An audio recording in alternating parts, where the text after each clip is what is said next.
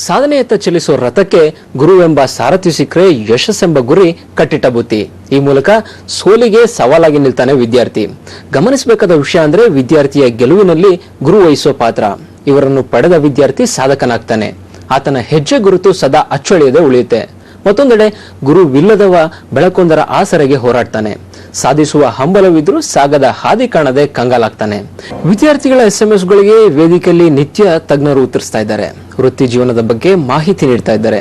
ಹೀಗೆ ಮುಂದುವರೆದ ನಮ್ಮ ಕ್ಯಾಂಪಸ್ ಕಥೆಯಲ್ಲಿ ಇಂದು ಸ್ವಲ್ಪ ಚೇಂಜ್ ಇದೆ. ಇವತ್ತು ಮಾರ್ಗದರ್ಶನದ ಜೊತೆಗೆ ತಮ್ಮ ವೃತ್ತಿ ಜೀವನದತ್ತ ಸಾಗುವ ವಿದ್ಯಾರ್ಥಿಗಳ ಮಾನಸಿಕ ಸಾಮರ್ಥ್ಯ ಹೇಗಿರಬೇಕು, ರಿಸಲ್ಟ್ಸ್ ನ ಹೇಗೆ ಸ್ವೀಕರಿಸಬೇಕು ಮತ್ತು ಮುಂದಿನ ಜೀವನಕ್ಕೆ ಹೇಗೆ ಸಾಗಬೇಕು ಎಂಬುದನ್ನು ಹೇಳಲಿದ್ದಾರೆ ನಮ್ಮ ಇಂದಿನ ಅತಿಥಿ. ಇದಕ್ಕಾಗಿ ನಮ್ಮೊಂದಿಗಿದ್ದಾರೆ ರಾಷ್ಟ್ರೀಯ ನಂಬರ್ 1 ಚಾಂಪಿಯನ್, ಖ್ಯಾತ ಅಂತಾರಾಷ್ಟ್ರೀಯ ಕ್ರೀಡಾಪಟು ಅರ್ಜುನ್ ದೇವಯ್ಯ. ನಿಮಗೆ ಈ ಒಂದು ಶೋಗೆ ಸ್ವಾಗತ ಸರ್. ನಮಸ್ಕಾರ. ಸಾಕಷ್ಟು SMS ಗಳು ಇವತ್ತು ಬಂದಿದೆ ಮತ್ತು ಇವತ್ತಿನ ಇಂಪಾರ್ಟೆನ್ಸ್ ಅಂದ್ರೆ ಮಾನಸಿಕ ಸಾಮರ್ಥ್ಯ ಹೇಗೆ ಹೆಚ್ಚಿಸ್ಕೊಬೇಕು ಅಂತ. ನಿಮ್ಮ ಒಂದು ಮೋಟಿವೇಟಿಂಗ್ ಸ್ಕೂಲ್ ಕೂಡ ಇದೆ, ವಿದ್ಯಾರ್ಥಿನಿಯರಿಗೆ ಹೇಗೆ ಮೋಟಿವೇಟ್ ಮಾಡಬೇಕು ಅಂತ. ಆ ನಿಟ್ಟಿನಲ್ಲಿ ನಿಮ್ಮಂದಿರುವಂತಹ ಪ್ರಥಮ ಪ್ರಶ್ನೆ ಅಂದ್ರೆ, ವಿದ್ಯಾರ್ಥಿಗಳು ಇಲ್ಲಿ ಏನು SMS ಕಳಿಸ್ತಾರೆ ಸಾಕಷ್ಟು ಗೊಂದಲ ಇರುತ್ತೆ. ಅಂದ್ರೆ ಆಸಿಲೇಟಿಂಗ್ ಮೈಂಡ್ ಏನಿದೆ ಅದು ಈ ಒಂದು ಏಜ್ ಅಲ್ಲಿ ಬರುವಂತದ್ದು. ಈ ಆಸಿಲೇಟಿಂಗ್ ಮೈಂಡ್ ಇರುವಂತ ವಿದ್ಯಾರ್ಥಿಗಳಿಗೆ ಏನ್ ಹೇಳ್ತೀರಿ ತಾವು? ನೋಡಿ, ಇಲ್ಲೂ ಕೂಡ ಅಷ್ಟೇ. Oscillating mind comes only because you do not have a proper direction. ಒಂದು ವ್ಯಕ್ತಿಯಲ್ಲಿ ಒಂದು ಗುರಿ ಇರಬೇಕು. ಆ ಗುರಿನ ತಲುಪಲಿಕ್ಕೆ ಒಬ್ಬ ಗುರು ಇರಬೇಕು. ಆ ಗುರುವಿನಲ್ಲಿ ನಂಬಿಕೆ ಇರಬೇಕು. ಆ ನಂಬಿಕೆಗೆ ಸರಿಯಾಗಿ ಆ ವ್ಯಕ್ತಿ ನಾನು ಗುರಿನ ಹೇಗ್ ಮಾಡಬೇಕು, ನಾನು ಎಲ್ಲಿ ತಪ್ತಾ ಇದ್ದೇನೆ ಅನ್ನೋದನ್ನ ತಿಳ್ಕೊಳ್ಬೇಕು. ಬಹಳಷ್ಟು ಯುವತಿಯರು ಏನ್ ಮಾಡ್ತಾರೆ ಅಂದ್ರೆ, ಯಾರೋ ಒಬ್ರು ಗುರು ಅವ್ರಿಗೊಂದು ಮಾರ್ಗದರ್ಶನ ಕೊಡ್ತಾ ಇದ್ದಾಗ ಇವ್ರೇನ್ರಿ ಹೇಳೋದು ಅನ್ನೋಂತ ಒಂದು ತಾತ್ಸರ. It is not their mistake. ನೀವು ಈ ಪ್ರೋಗ್ರಾಮ್ ನ ಕೇಳ್ತಾ ಇರಿ. ನಾನು subsequently I will tell how Arjun Devaiah came. ಸಂದರ್ಭದಲ್ಲಿ ಮುಂದೆ ನಾನು ಇಡುವಂತ ಪ್ರಶ್ನೆ ಅಂದ್ರೆ, ಡ್ರೀಮ್ಸ್ ಮತ್ತೆ ಫೇಲ್ಯೂರ್. ಡ್ರೀಮ್ಸ್ ಸಾಕಷ್ಟು ಕಾಣ್ತಾರೆ, ಎಲ್ಲ ವಿದ್ಯಾರ್ಥಿಗಳು ಕಾಣ್ತಾರೆ, ಪೇರೆಂಟ್ಸ್ ಕಾಣ್ತಾರೆ, ವಿದ್ಯಾರ್ಥಿ ಫ್ರೆಂಡ್ಸ್ ಎಲ್ಲ ಆದ್ಮೇಲೆ ಫೇಲ್ಯೂರ್ ಆದಾಗ ಈಸ್ ದ ಓನ್ಲಿ ಪರ್ಸನ್, ವಿದ್ಯಾರ್ಥಿ ಮಾತ್ರ ಅದನ್ನ ಸಫರ್ ಮಾಡೋದು. ಇಂಥ ವಿದ್ಯಾರ್ಥಿಗಳ ಮಾನಸಿಕ ಸ್ಥೈರ್ಯ ಉಳಿಸ್ಕೊಳ್ಳೋದು ಹೇಗೆ ಅಂತ.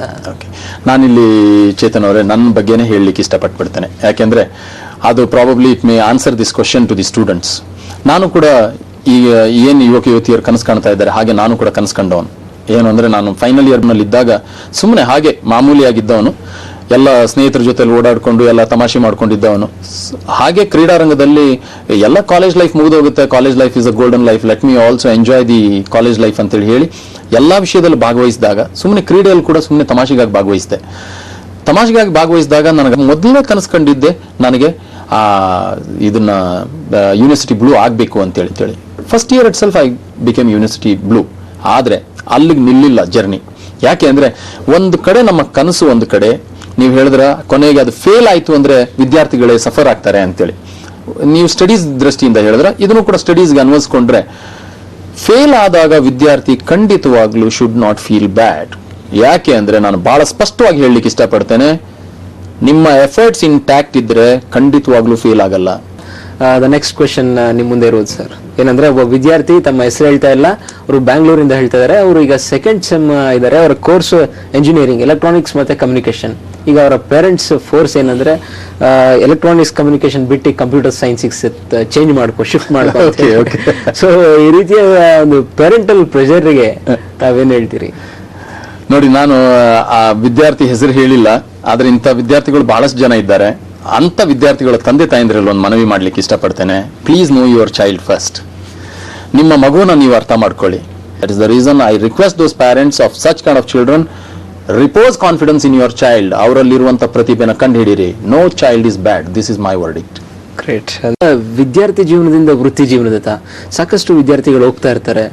CET ಕೌನ್ಸಿಲಿಂಗ್ ಮತ್ತೆ ಎಂಜಿನಿಯರಿಂಗ್ ಆಗಿರೋರು, ಫಾರ್ ಎಕ್ಸಾಂಪಲ್ NASSCOM ರಿಪೋರ್ಟ್ ಪ್ರಕಾರ almost 70% of engineers are not fit to the industry ಅನ್ನೋ ಒಂದು ರಿಪೋರ್ಟ್ ಇದೆ. ಸೊ ಆ ರೀತಿ ಇದ್ದಾಗ ವಿದ್ಯಾರ್ಥಿಗಳು ಯಾವ ರೀತಿಯಾಗಿ ತಮ್ಮ ಅಕಾಡೆಮಿಕ್ಸ್ ಬಿಟ್ಟು ಅವರ IQ-ನ ಎಕ್ಸ್ಪ್ಲೋರ್ ಮಾಡ್ಕೊಬೇಕು ಅಂತ? ಬಹಳ ಒಂದು ಸೂಕ್ಷ್ಮವಾದಂತ, ಬಹಳ ವೆರಿ ವೆರಿ ಇಂಪಾರ್ಟೆಂಟ್ ಕ್ವಶನ್ ಕೇಳಿದಿರ ಚೇತನ್ ಅವರೇ. I tell you, this is the area where we have to address all the youngsters.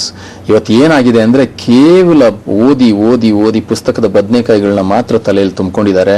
The minute they go boring for the subject, they are unaware about the entire world. They should know. ಏನು ಅಂದ್ರೆ, ಒಂದು ಸೂಕ್ಷ್ಮವಾಗಿ ವಿದ್ಯಾರ್ಥಿಗಳಿಗೆ ಹೇಳಿಕ್ಕೆ ಇಷ್ಟಪಡ್ತೇನೆ, ನಿಮ್ಮ degree, ನಿಮ್ಮ percentage is an entry level to get into a job. Once you get into a job, then where what you do is your IQ level, your perception level, ನಿಮ್ಮ ಆ ಒಂದು ಪ್ರತಿಯೊಂದು ವಿಷಯನ grasp ಮಾಡುವಂಥದ್ದು, ಅದಕ್ಕೆ ಬೇಕಾಗಿರೋದು ನಿಮ್ಮ attitude, leadership quality, team playing, ಇದನ್ನೆಲ್ಲ ಬೆಳೆಸ್ಕೊಳ್ಬೇಕು ಅಂದ್ರೆ ನಿಮ್ಮ ವೃತ್ತಿ ಜೀವನದಲ್ಲಿ ಹೋಗೋದಕ್ಕಿಂತ ಮೊದಲೇ ಬೆಳೆಸ್ಕೊಳ್ಬೇಕು. ಅದಕ್ಕೆ ನಾನು ಯಾವಾಗಲೂ ಹೇಳ್ತಾ ಇರ್ತೇನೆ, ನಿಮ್ಮ ದಿನಚರಿ ಹೇಗಿರಬೇಕು ಅಂದ್ರೆ, if we talk about one adage sound mind in a sound body, then what does it mean? ನಿಮಗೆ ಸೌಂಡ್ ಮೈಂಡ್ ಇರಬೇಕು ಅಂದ್ರೆ ಸೌಂಡ್ ಬಾಡಿ ಇರಬೇಕು ಅಂತೇಳಿ. Sound body will not be there within the 4 walls, it will be there when you come out. ಬಹಳಷ್ಟು ಜನ ಇವತ್ತು ನಮ್ಮ ವೃತ್ತಿ ಜೀವನದಲ್ಲಿ ನಾನು ಹೇಳ್ತೇನೆ, ಬಹಳಷ್ಟು ಜನ IT/BT ಅವರು they have been doing sedentary activities and they are prone to hypokinetic diseases like heart attacks. ಅದು ಇದು ಬಹಳ ಯಂಗರ್ ಜನರೇಷನ್. ಇದರಿಂದ ಏನಾಗುತ್ತೆ ಅಂದ್ರೆ, ತಾವುಗಳು ಮಾಡ್ತಾ ಇರುವಂತ ವಿಷಯನ ಸೂಕ್ಷ್ಮವಾಗಿ ಗಮನಿಸಿದ್ರೆ ನೀವು ಅಚೀವ್ ಮಾಡಿದೀರಾ, ಆ ಅಚೀವ್ಮೆಂಟ್ ನ ಎಂಜಾಯ್ ಮಾಡ್ಲಿಕ್ಕೆ ನಿಮ್ಮ ಹತ್ರ ನಿಜವಾಗ್ಲೂ ದೇಹದ್ರಾಡಿ ಇದೆಯಾ ಅಥವಾ ಬೇರೆ ಆಟಿಟ್ಯೂಡ್ಸ್ ಇದೆಯಾ? ನಾನು ನಿಜವಾಗ್ಲೂ ಅದನ್ನ ಎಂಜಾಯ್ ಮಾಡ್ಬೇಕು ಅಂದ್ರೆ ನನಗೆ ಏನೇನ್ ಬೇಕು? ಇದು ಬಹಳ ದೊಡ್ಡ ವಿಷಯ. ಇದನ್ನ ಸೂಕ್ಷ್ಮವಾಗಿ ಗಮನಿಸಿ. ಸ್ಟಡೀಸ್ ಮಾತ್ರ ಅಷ್ಟೇ ಅಲ್ಲ, ನಿಮ್ಮ 100% in one subject may carry you inside, but your success subsequent is attitude. ಬಹಳಷ್ಟು ಜನ ವಿದ್ಯಾರ್ಥಿಗಳು ನನ್ನ ಕೇಳ್ತಾರೆ, ಸರ್ ಹೇಗೆ ಅಂತೇಳಿ. ನೋಡಿ, ನಾನೊಬ್ಬ ಕನ್ನಡ ಮಾಧ್ಯಮದಲ್ಲಿ ಓದಿ, ಕನ್ನಡ ಮಾಧ್ಯಮದಲ್ಲಿ ಹಳ್ಳಿಯಲ್ಲಿ ಹುಟ್ಟಿ, ಕನ್ನಡ ಮಾಧ್ಯಮದಲ್ಲಿ ಓದಿ ಪಟ್ನಾ ಸೇರಿದವನು. But I had a passion for this language English. ಯಾಕೆಂದ್ರೆ ಇವತ್ತು ಎಲ್ಲ ನಾನು ಕನ್ನಡದವನು, ಆದ್ಯ ಕನ್ನಡಕ್ಕೆ ಬಹಳ ಆತ್ಮೀಯತೆ ಇದೆ.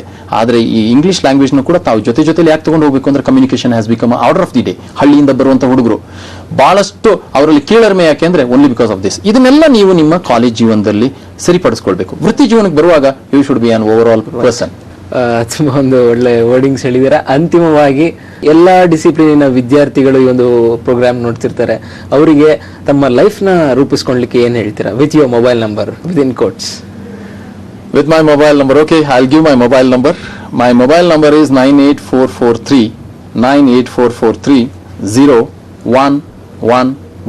and 1. That is 4 buttons. 98443 Come to our academy. You come to us.